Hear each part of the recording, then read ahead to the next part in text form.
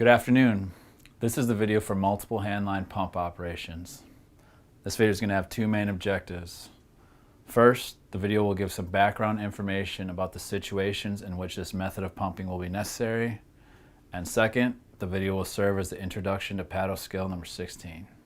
Now, let's back up for a moment and think about our bread and butter, single family, room and contents fire, which from a pumping standpoint is very similar in nature to skill sheet number 10, producing a fire stream. It's usually going to go something like this. Your crew pulls a rack line and enters the structure. They penetrate to the seat of the fire and they extinguish it. Your main responsibilities as a pump operator are to ensure the attack line has the proper pressure and flow, maintain good communication with your crew, and ensure you have a sufficient water supply for completion of the job. Now let's contrast that with multiple handline situations. These events are going to have a much more complex nature. There's going to be a relatively large body of fire that will necessitate numerous handlines to contain, cut off, and extinguish the fire, as well as additional lines needed for protection of exposed structures. Think about fires involving multiple family residences, large commercial buildings, or numerous smaller structures in close proximity to one another. In essence, your responsibilities have not changed, but the demand on you as a pump operator is of much greater magnitude. You still need to maintain appropriate pressures and flows, but instead of one rack line, you are now managing up to 4 discharges. You still need to maintain radio contact with each host team, but instead of just your crew, you now have 4 crews to communicate with.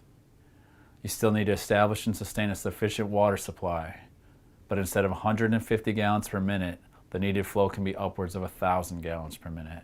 Needless to say, the workload in a multiple handline situation is greatly increased.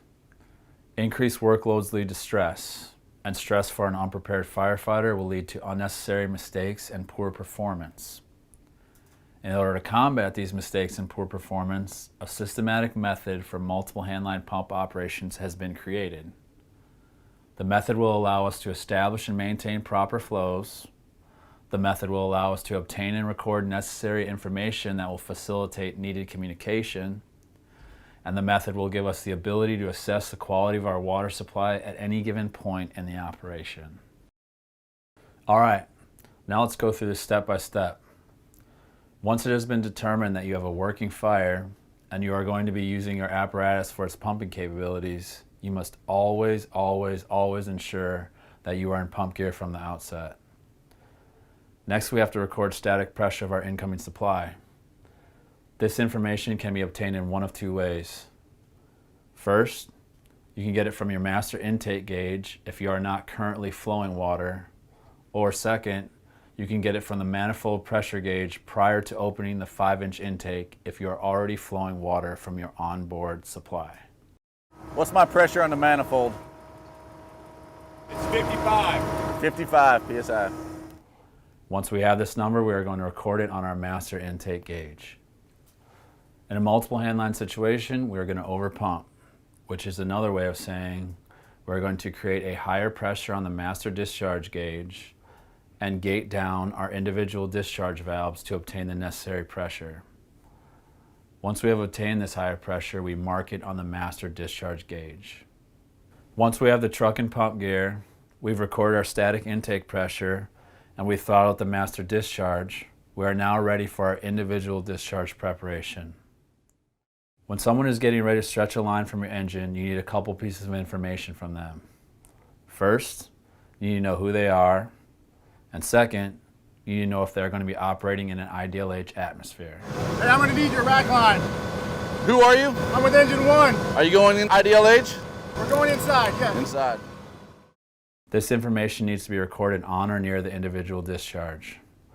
As you can see here, the driver operator is using a vertical line to signify that this host team will be operating inside the ideal H atmosphere, and he then writes the unit designation above that individual discharge pressure gauge. Once you have done that, you need to update your running total of current GPMs flowing and write it on the pump panel. Once the hose is stretched and flaked, the host team will call for water. Charge the line, but ensure that you don't water hammer it. A good rule of thumb is opening the valve until you got about 50 psi. After it's charged, the hose team will flow, working through nozzle patterns to make sure they have a proper stream. This is when you must adjust your individual discharge valve to get the appropriate pressure for that particular line, and then record this value on the pressure gauge. Be advised, you must make this adjustment while the nozzle is flowing wide open and the hose is 100% kink-free. If you don't, you will likely be sending that crew inside with an under-pressurized line. When the next crew comes needing to pull another line, we go through the same process. Who they are and interior versus exterior. We adjust the running total of our current GPMs. When they call for water, we charge the line. When they flow the line, adjust the discharge valve and record the pressure on the individual pressure gauge.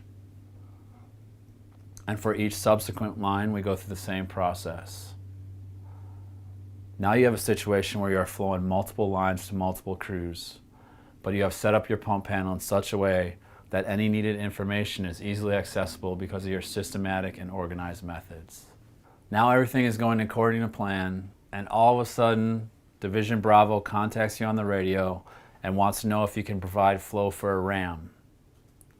Not to worry, since you have been gathering and recording all the necessary info, you'll be able to estimate your remaining potential flow. 3 pieces of information are necessary for this: static intake pressure, residual pressure, and your current flow. Plug these values in the hydraulics chart, and this will give you a ballpark figure of your remaining potential flow. Remember, this is a rule of thumb, and if the shit is hitting the fan, you are not out of water until you reach 20 psi residual. And that concludes the video for multiple handline pump operations. Thanks for watching.